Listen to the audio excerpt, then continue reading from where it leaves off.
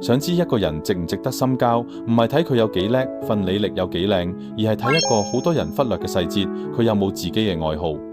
我唔係話佢要周身刀張張利，我係話佢識唔識得喺一啲同功利無關嘅小事上面揾到真正嘅快樂。呢樣嘢決定咗佢情緒穩唔穩定，亦都決定咗佢會唔會喺段關係入邊不斷消耗你。點解咁講？因為愛好呢家嘢其實係一個人內在獎賞系統嘅外在表現。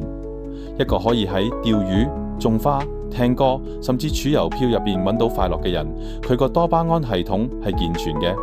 佢唔使靠外界嘅認同、物質嘅刺激或者其他人嘅關注去證明自己嘅價值，佢可以自己幫自己叉電，自己搞掂自己嘅情緒。呢種人情緒穩定，唔會因為外面有咩風吹草動就崩潰，更加唔會將你當成佢嘅情緒垃圾桶。調翻轉，一個乜嘢愛好都冇嘅人，通常得兩個可能。第一，佢嘅生命力俾人長期壓抑住，可能係原生家庭，可能係以前受過創傷，搞到佢連感受快樂嘅能力都冇埋。第二，佢做乜都淨係問有咩用，所有嘢都要繼承功利價值。如果唔可以升職，唔可以賺錢，唔可以攞嚟威，佢就唔做。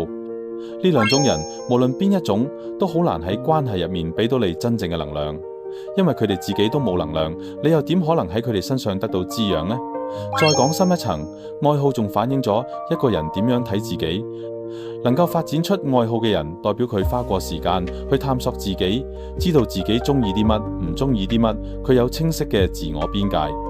呢種人喺關係入面唔會過分依賴你，亦唔會將你當成佢人生嘅全部意義。佢識得點樣同自己相處，所以佢都識得點樣同你相處。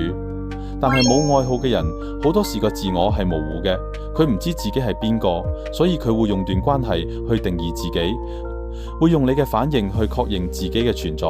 呢種關係注定會令人窒息。我唔係話有愛好嘅人就一定靠得住，但我好肯定咁講，能夠為自己揾到快樂嘅人，先有可能為一段關係注入能量。淨係講功利嘅關係，只會見到最赤裸嘅人性。你永遠唔會知，當利益冇咗嗰陣，佢會唔會即刻反面。但係一個會同你分享釣到魚有幾興奮，會同你傾佢最近聽緊咩歌嘅人，佢至少證明咗一件事，佢仲有感受生活嘅能力，佢仲係一個活生生嘅人。下次識人，唔好急住問佢做咩工，賺幾多錢，問下佢你平時中意做啲乜嘢。如果佢答唔出，或者淨係識答瞓覺、碌手機，咁你就要小心啦。因為一個連自己都唔識得令自己開心嘅人，係冇能力經營好一段關係嘅。